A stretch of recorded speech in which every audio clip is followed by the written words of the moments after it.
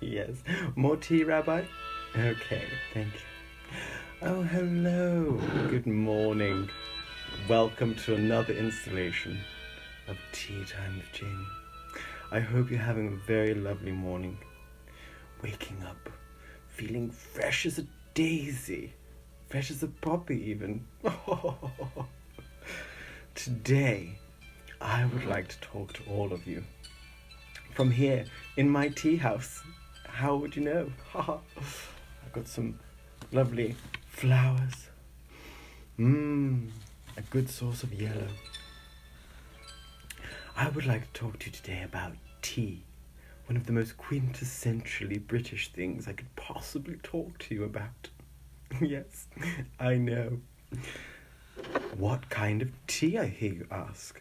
Well, today I would like to talk to you about a famous tea, not a particularly British one, unfortunately, but it is rather delicious, and not only delicious, but full of life-sustaining, healthy herbs, good for any time of the year, but especially this time of the year, one to lift the spirits, and to heal any ailments, and to warm your soul. Yes. Oh, welcome. I see some new people have arrived.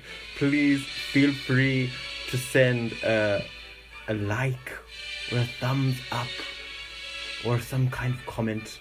Welcome to the British Tea House. I'm Jamie, your host. Yes, there's more people. Lovely. I'm so delighted. If the music is too loud, please pray tell, and I shall turn it down. So, what tea shall we make today? On my mind, I very much had the famous chai, or chai masala. Boker Tov, Sarah, Boker Tov. Yes. Sharing tea in Florida. Oh, delightful. How I do love Florida. I've never been, but I hear it's delightful. So, chai masala. Chai really is the word for tea. Good morning, more people. I see now we have some more viewers. You've joined me here today in the tea house, all the way from sunny Britain. Yes, it is that one day of the year when we have sunshine. We're so lucky. And so chai masala. Chai really is the word for tea. Chai, tea. And masala is the word for spices. So it is a spiced tea. It just so happens that those delicious, delightful, wonderful, sublime spices of masala chai are very, very good for health. And I would like to go through a few of those herbs this morning, and also make a lovely cup of Rosie Lee, as they say here, Rosie Lee tea, with you all. So not only do you know how to make a delicious tea, but also some whys and wherefores of the ingredients. Okay. So, without further ado, I'm going to have another little sip. Delightful. So, the main ingredient in chai tea is traditionally water. Ha ha ha! So, in India, where they drink this tea most commonly, as well as in yoga centers all over the world, and it has in houses everywhere nowadays, it would be with quite a lot of milk. However, even up to half and half milk, half water, half milk. However, in this very, very mucusy, cold time of the year, I wouldn't necessarily recommend taking so much milk. You can if you wish, but it is rather mucus producing. However, some of the herbs in there will help to reduce the mucus if you're all bunged up. So, what kind of herbs? One of the big ones is, and I've got it dried here, ginger. Ginger root, to be precise. Ginger root, it smells amazing, is a very spicy, delicious little root. This is a very little one, and you can get it fresh or dried. I just happen to have it dried for today, but often I do have it fresh. A lot of people peel the ginger. I don't find that necessarily myself. It's a little bit of an effort, and you can eat the skin. Do give it a little wash, though, I hasten to add. Ginger is warming, so it makes you feel warmer. It gets the blood flowing, so it's part of how it makes you feel warmer. It brings blood to the surface. Steep and fresh ginger here today. We do love ginger. I think if you don't love ginger, you're a bit wrong, mate, innit? Everyone has their own taste, but ginger is very popular.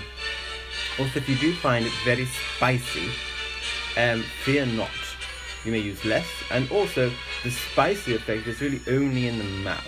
Inside, it's actually a wonderful digestive, and it's not irritant to your insides.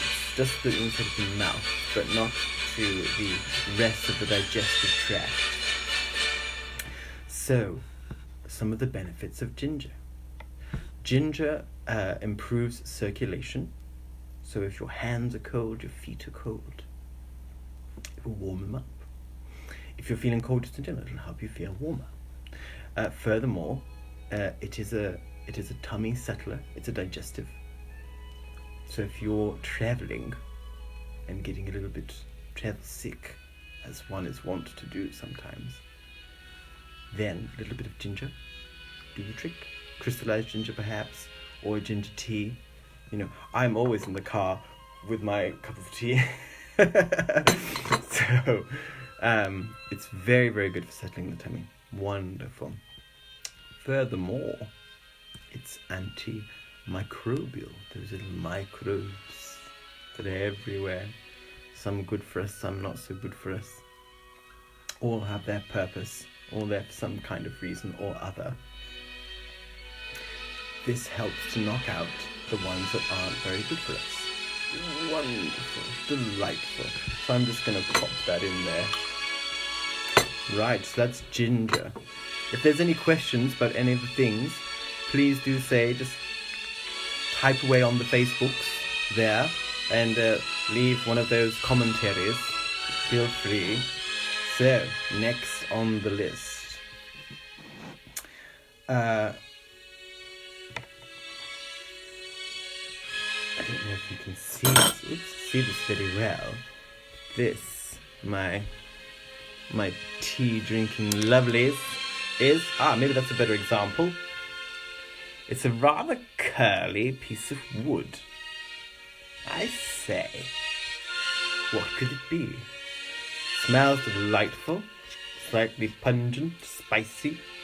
It is, of course, our dear friend cinnamon. Cinnamon has a mildly sweet and warming taste. It's actually rather sweet.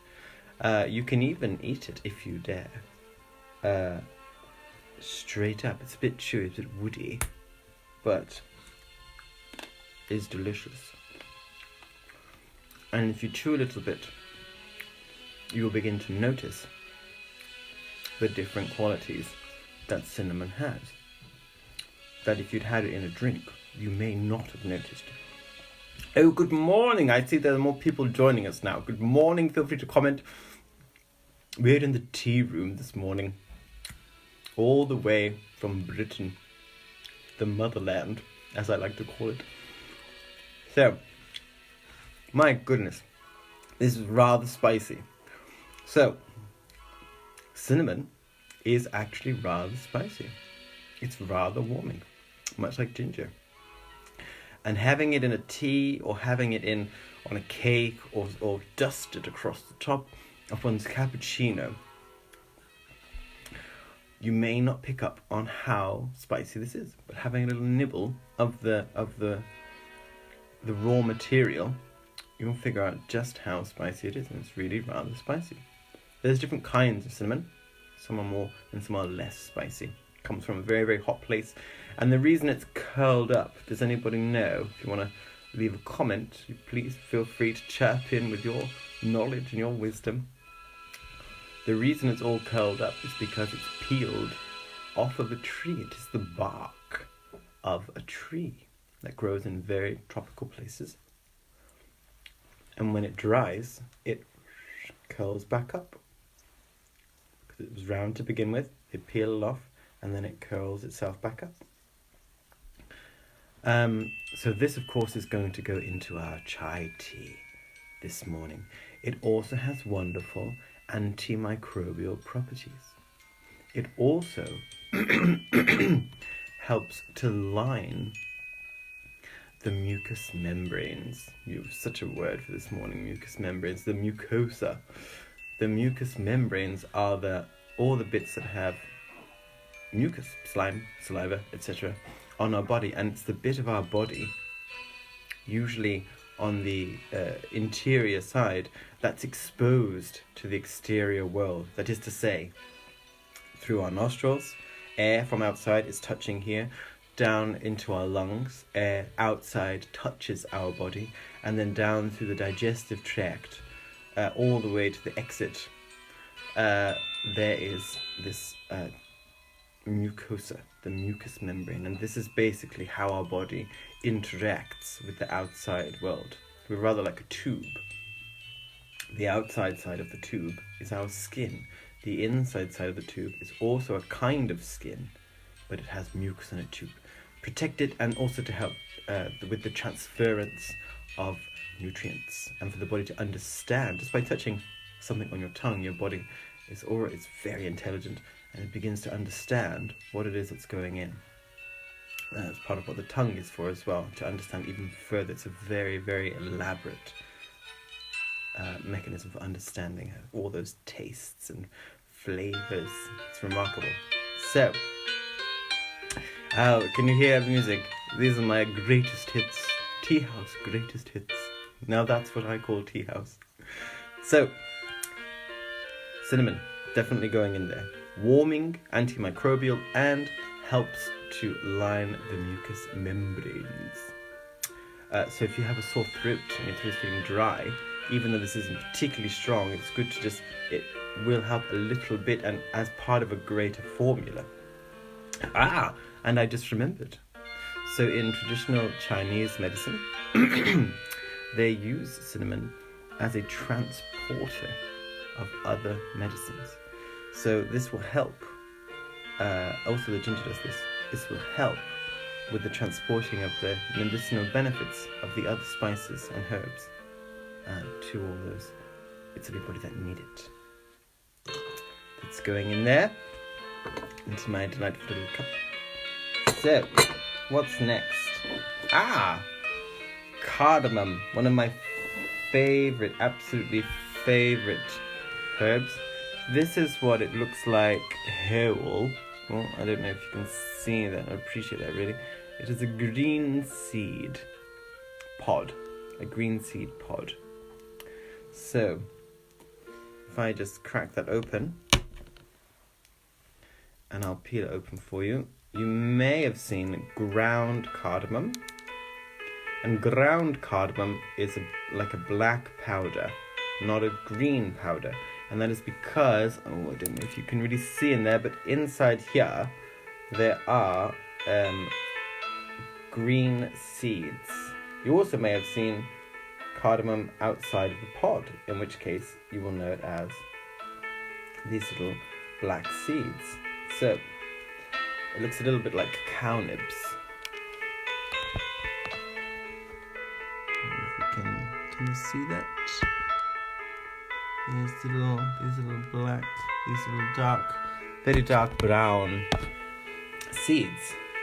So, these have a very distinctive, wonderful, delightful, sublime, some might say, though somewhat exaggerating, smell and taste. remarkable. If one has ever been to an Indian food place and had especially Indian sweets, they are very often flavored with our good friend cardamom. So cardamom helps in many ways. Principally, of course, we're talking about taste right now, but it has quite powerful anti-cancer potential, so says. It's good for the heart and metabolic health, which is like just the way that your body is processing food, also inflammation. Good for blood sugar, which also is a very important key in this tea, because where it's often traditionally drunk, or where tea is drunk with cardamom, there's often a lot of sugar. If one has ever been to the Middle East or to the Far East, you'll see that they drink a lot of tea or coffee, often with the cardamom. Oh yes, Sarah, it is in coffee. It really is something else, but often people will drink it with a lot of sugar. So the fact that it actually helps with blood sugar levels is it's probably one of the reasons why it's in there. A lot of these traditional recipes. I'm just going to turn this music down a teensy bit. There's a lot of intelligence in these recipes. It's also soothing to the mind and soul. It's good for digestion, as are most of the fragrant herbs. It's got antimicrobial properties, so like ginger and also cinnamon to an extent. Actually, a lot of plants have antimicrobial properties. Why might this be? I think it's because the plants need to be antimicrobial to protect themselves. It's like their own immune system. And because they're very different to us, when we eat them, they're like nutrients to us, but they have a lot of the same properties. So amongst the bacteria that's been shown to be good against, it's good against the particular bacterias that cause plaque and cavities. Not plaque, cavities. So there's a traditional rinse that people might do, cooking these up, and then like that. It's also good for opening the closed windpipes. Good for blood circulation. It's also a really good tummy settler. Helps you to get rid of any nausea. It can be good, again, for the gargling. Good for sore throat. And it's good for the kidneys and for the urinary tract. This amazing... I'm actually going to have one. I'm going to see these.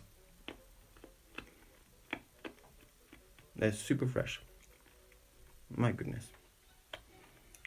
It's like it's like an amazing mint.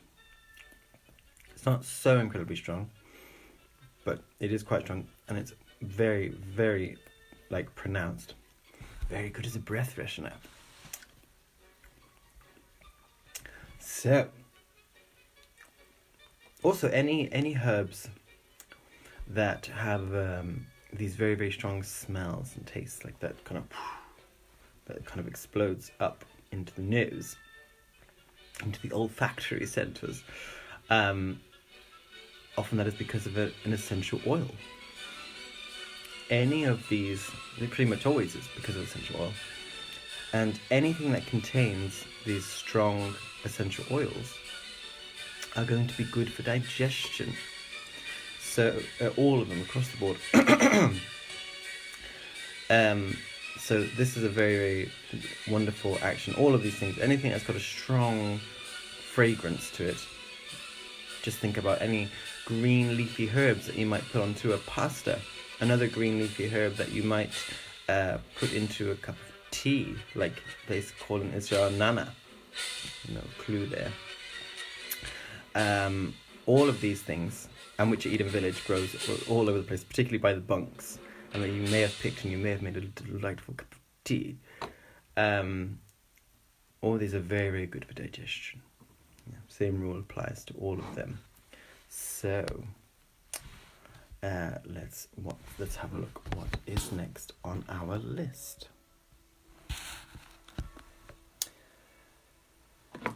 Clove. Oh, I do love clove. It is rather strong. This is clove. Clove is actually, I don't know if you can see this.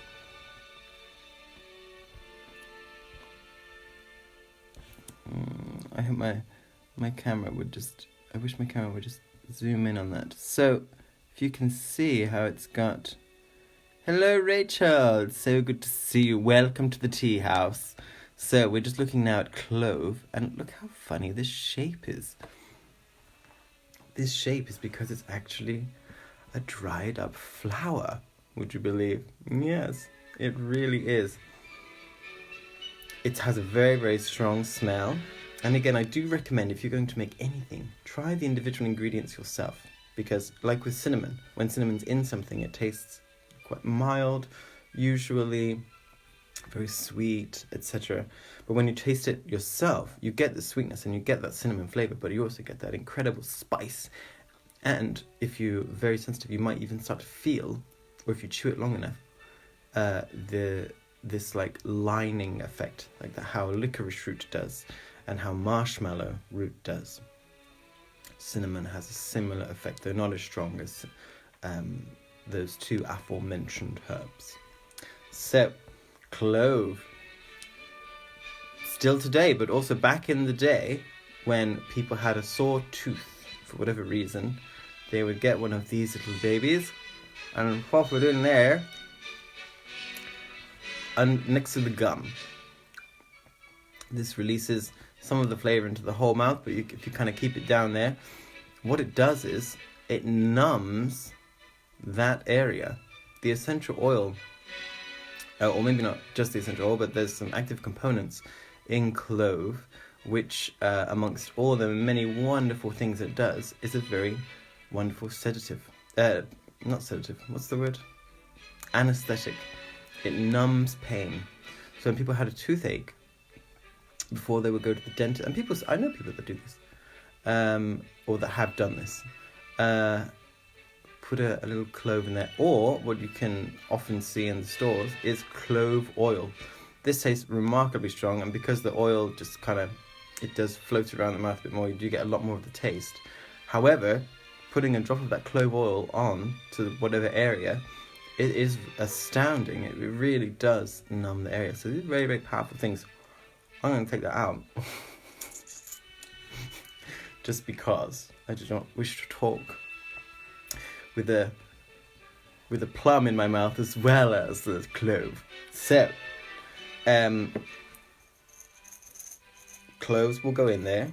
Cloves are so strong though, we only want a few of them. Don't want very many of cloves. So you can be rather generous with the other spices, but I would be rather judicious with the clove, as it is such a strong flavour.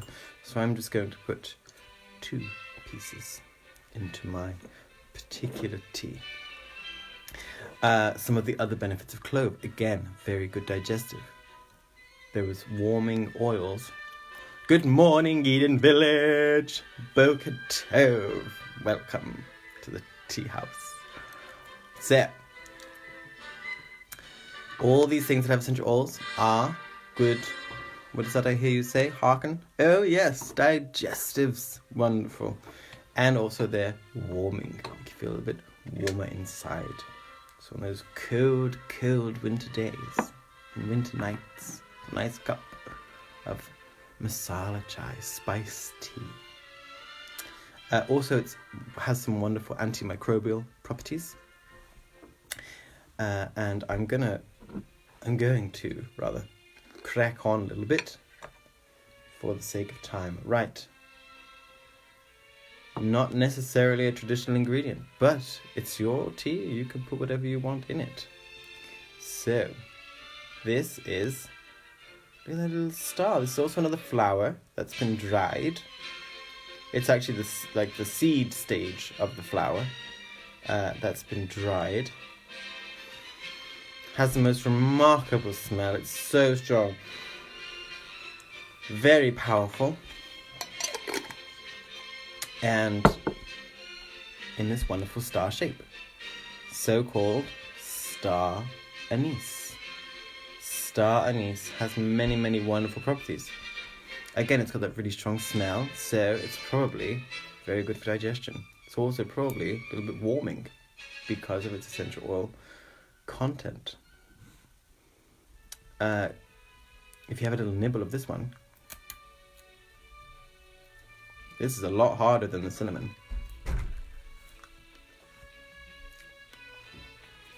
There's a sweetness in there. Unmistakable. It's a sweet herb. And a very, very strong taste of anise. Very strong. So, if you wish to put this one in there, you may. I really like it, so I'm going to put a few petals in. Again, because it's a very, very strong tasting one, you don't need to put that much in. I'm going to put a few petals. So if you're making a big pot of tea, you know, if you're entertaining a guest, you know, got some kind of important visitor, then you might wish to make a nice big tea one. Or if you have a French press, or as we say here, a cafetiere. Make it in the cafetiere, in the French press.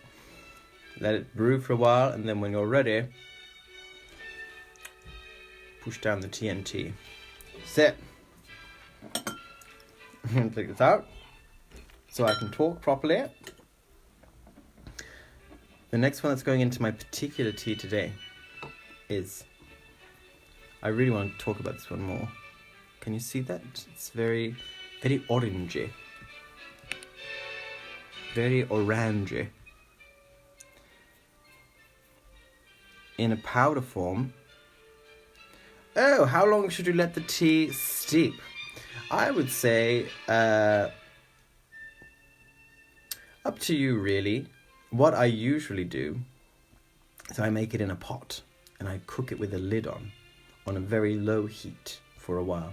If you leave it to steep in a French press, I would say until it's about drinking temperature. That should be enough. What did I call the French press? You mean, what is its real name? A cafetiere. Yes, we're so posh.